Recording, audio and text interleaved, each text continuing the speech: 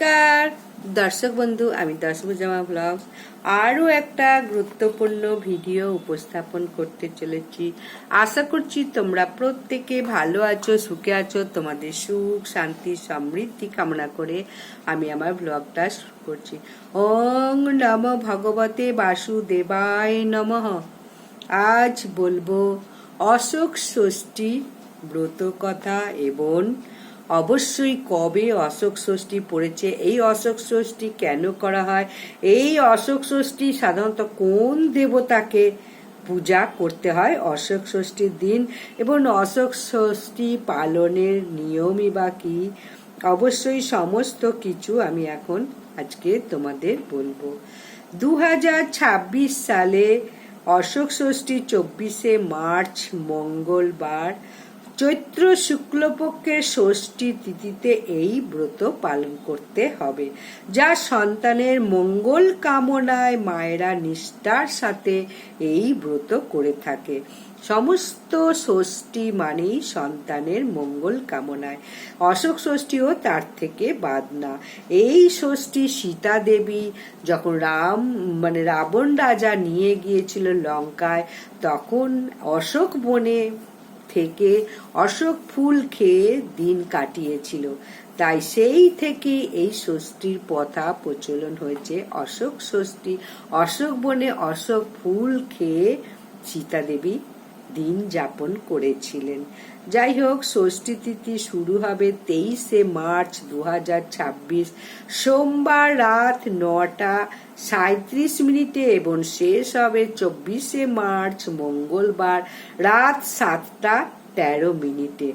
বাংলার 8ই চৈত্র এবং 9ই চৈত্র 1432 এবং এবারে পড়েছে মঙ্গলবার পড়েছে।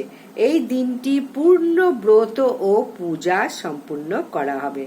অশোক ষষ্ঠী মূলত বাংলা গ্রামীণ অঞ্চলে প্রচলিত, যেখানে মা ষষ্ঠীর পূজা করে অশোক ফুল, কলা, দই ভোগ দেওয়া হয় মা ষষ্ঠীকে। এটি সাধারণত বাসন্তী পূজার সময় করা হয়। সামনেই আসছে বাসন্তী পুজো। চৈত্র মাস রাম লালাজির মাস, পুরুষোত্তম মাসও বলা হয় এই চৈত্র মাসকে। আমাদের রাম লালাজি জন্মগ্রহণ করেছিলেন এই চৈত্র মাসেই।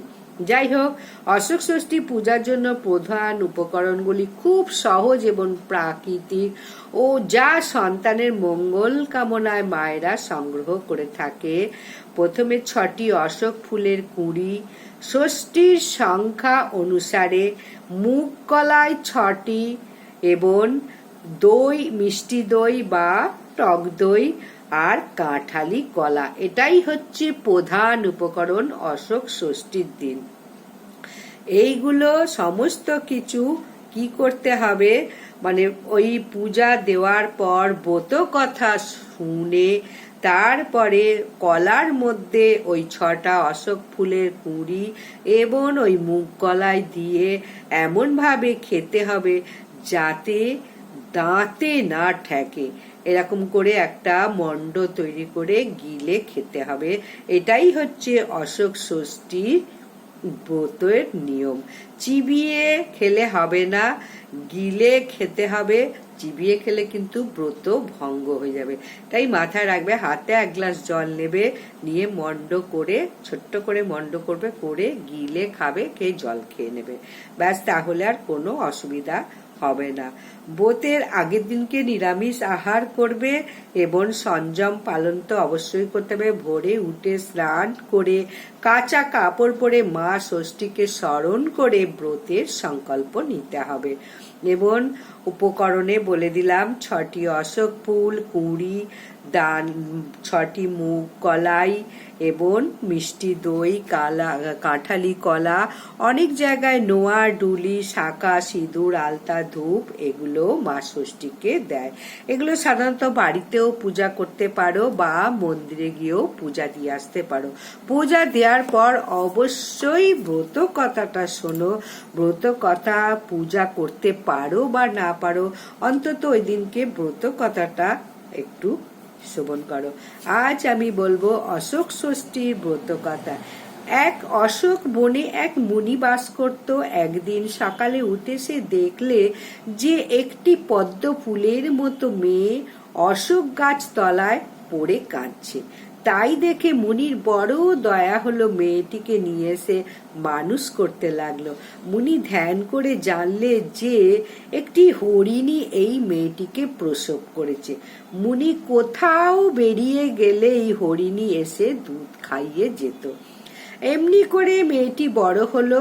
মুনি দেখলে এরকম সুন্দরী মেয়েকে একলা কুড়েতে রেখে যাওয়া উচিত নয়, সেই জন্য ভালো পাত্রের সন্ধান করতে লাগলো, কিন্তু কোথায় ভালো পাত্র পেল না। তখন মুনি বিরক্ত হয়ে প্রতিজ্ঞা করলে, কাল সকালে উঠেই আগে যার মুখ দেখব তারই সঙ্গে অশোকার বিয়ে দেব।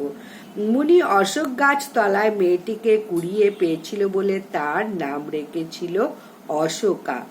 দৈবের ফকল সকালে উঠেই মুনি দেখলে যে একজন রাজপুত্র লোক লস্কর নিয়ে তার দৌড়ে দাঁড়িয়ে আছে। মুনি রাজপুত্রকে জিজ্ঞাসা করলে, তুমি কে? রাজপুত্র বলে, আমি মৃগয়া করতে এসেছিলুম। কাল রাত্রে ঝড় জল হাওয়াতে আপনার কুটিরে আশ্রয় নিয়েছি। এই কথা শুনে মুনি ভারী সন্তুষ্ট হলো। তারপর বললে, দেখো বাবা, আমার একটি মেয়ে আছে, তার সঙ্গে তোমায় বিয়ে দেব। সে মেয়েটিকে তোমায় নিতে হবে। এই কথা বলে মুনি অশোকার হাত ধরে এনে রাজপুত্রের হাতে সঁপে দিলে, আর মেয়েটির আঁচলে কতকগুলো অশোক ফুল ও বীজ বেঁধে দিয়ে বললে, দেখ মা, এই ফুলগুলো শুকিয়ে রেখো, চৈত্র মাসে অশোক ষষ্ঠীর দিনে খাবে, আর অশোকের বীজগুলো আমার এখান থেকে যাবার সময় বরাবর 2 হাতে ছড়াতে ছড়াতে যেও। রাজপুত্রের বাড়ি পর্যন্ত অশোক ফুলের গাছ হবে। যদি কোনো দিন তোমার কোনো বিপদ ঘটে, তাহলে ওই গাছের সার ধরে বরাবর আমার কাছে এসো। আর অশোক ষষ্ঠীর দিন কখনো অন্ন আহার করো না। তারপর রাজপুত্র অশোকা দুজনে মুনিকে নমস্কার করলে। রাজপুত্রের সঙ্গে অশোকের বীজ ছড়াতে ছড়াতে অশোকা শ্বশুর বাড়ি গেল। সেখানে যেতেই শ্বশুর শাশুড়ি বউ বরণ করে ঘরে তুলল। কিছুদিন পরে অশোকার 7 ছেলে 1 মেয়ে হলো। তাদের বিয়ে থা হলো। শ্বশুর শাশুড়ি স্বর্গে গেল। চৈত্র মাস, অশোক ষষ্ঠীর দিন, শ্বশুরের শ্রাদ্ধ। সন্ধ্যের সময় অশোকা বউদের বললে, আজ অশোক ষষ্ঠী, আমি আজ ভাত খাবো না। তখন বউরা তাড়াতাড়ি মুগ কলাই সিদ্ধ করে দিল। অশোকা খেয়ে দিয়ে শুয়েছে। তার পরদিন সকালে অশোকা উঠে দেখে কেউ ঘর দোর খোলেনি। অনেক ডাকা ডাকিতেও যখন কেউ উঠল না, তখন ঘরের দরজা ভেঙে দেখলো সবাই মরে আছে। অশোকা কিছু বুঝতে না পেরে কাঁদতে লাগলো। এমন সময় সেই মুনির কথা শুনে মনে পড়ল, অশোকা তখন সেই অশোক গাছের সার ধরে বরাবর মুনির কাছে এসে কাঁদতে কাঁদতে সব বললে। মুনি শুনে ধ্যান করে সব জানতে পারলে। তখন বললে, দেখ, তুই যে খুঁটের আগুনে মুগ কলাই সিদ্ধ করে খেয়েছিলি, সেই খুঁটেতে একটা ধান ছিল। সেই ধান ফুটে খই হয়ে তোর হাঁড়িতে পড়েছিল, সেই জন্য তোর এই সর্বনাশ হয়েছে। তা তুই আর ভাবিসনি? এই করমণ্ডলুর জল নিয়ে গিয়ে সকলের গায়ে ছিটিয়ে দিগে যা, তাহলেই সবাই বেঁচে উঠবে।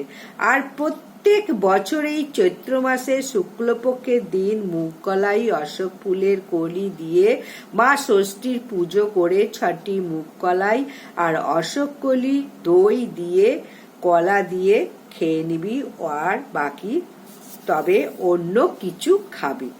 মুনির কথা শুনেই অশোকা ছুটতে ছুটতে সেই গাছের সার ধরে রাজপুরীতে ফিরে এলো। তাড়াতাড়ি এসেই সকলকার গায়ে জল দিতেই সবাই উঠে বসলো।